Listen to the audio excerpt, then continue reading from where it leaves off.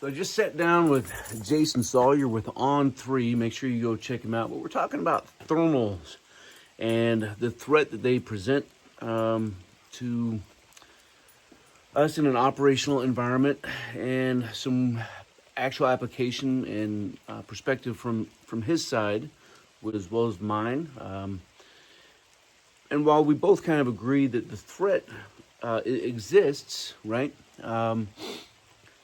In certain theaters at certain times, it's easily to mitigate it, easier than some things to mitigate as far as the risk level is concerned. But the question in this one is, how much of an asset is thermal for you? So this is the Top Don TS004. This is like an entry level thermal binocular. It costs about, I don't know, $300 or $400. Binoculars go up from there. You can get an AGM for $1,000. You can get a scope, probably $1,500, $2,000. You can get a drone for $5,000. Feel really badass, except when it doesn't work. But does something like this pack a punch that is worth investing in? So we're going to talk specifically about this one. Right. Easy to use, and you're going to have to take my word for it.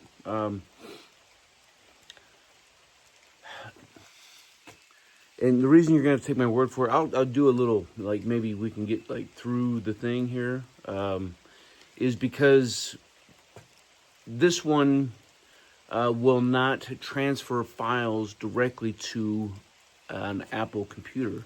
I can download an app, I can download the files to the app, transfer whatever, and then I can transfer those files from my phone to the Mac, but I can't go direct from here to the Mac. And it's something that they're supposed to be fixing, but even regardless, like that makes it a huge downfall for me, because I want to create content for training purposes.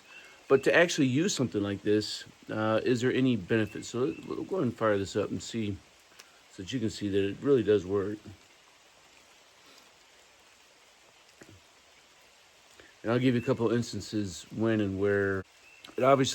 It does power on. It does have different functions.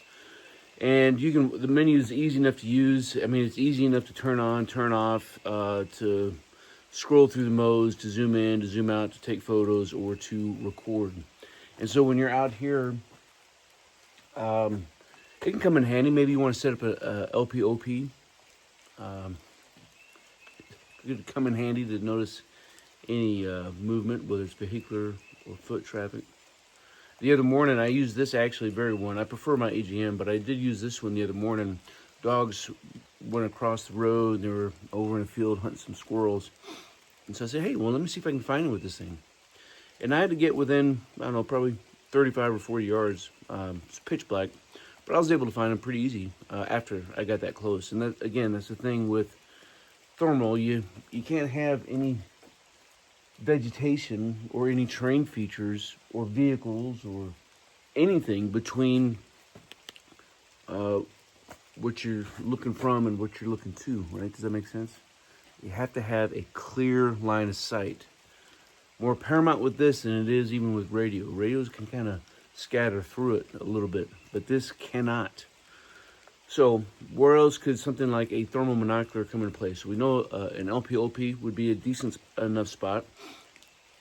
If I wanted to do some hog hunting and I had a thermal scope, this one would obviously not do me any good. How about if this was mounted on a helmet? How effective would that be? That would actually be worse than mounting a freaking NVD on your helmet, because at least with this one, it's like a 50 millimeter view, right? So you're zoomed out, which means you have no depth perception between where you're standing and where you can first see the first object. So as an example, if I had this up to my eye, well, let's see. We'll get this thing turned back on, and I'll tell you the very first thing when you're looking straight ahead that you can actually see. Or you look like a freaking idiot too, walking around through the woods with something up in your eye. So let your eyes get acclimated.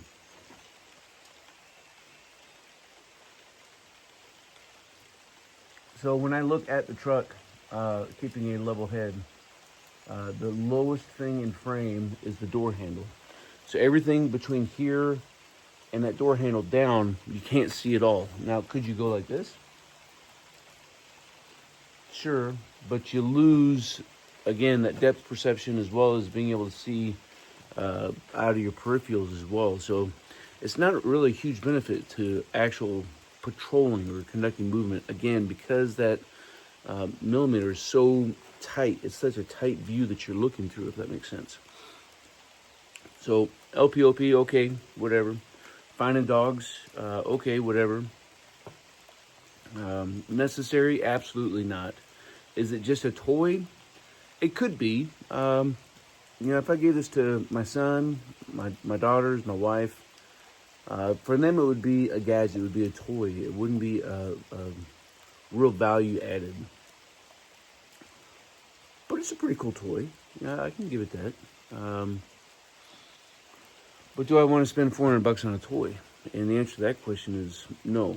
I'm not in that stage of my life. And in all transparency, I did not buy this. Top Don sent it to me. And I told them on the front end, so you can send me whatever you want. But I will promise no timeline. And I will promise no outcome of what I'm going to say. So if I don't like something, I'm going to tell you that I don't like it. In this case, I like it for what it is, but it is not useful for anything else other than sitting in a static spot with an open field where you have clear line of sight, and that's it. That's all thermals are good for. So leaving a kit bag used for an LPOP, maybe. I use my AGM though, because that one I can transfer files directly. This one I can't, which means I can't show you what the hell I'm doing and what good it is. So, team, you're gonna have to take my word for it as far as if the Top Don is value added or not, because I can't show you the footage. I can show you some screenshots. Looking forward to hearing your thoughts and your comments down below about thermal monoculars. Are they a value added to a kit bag?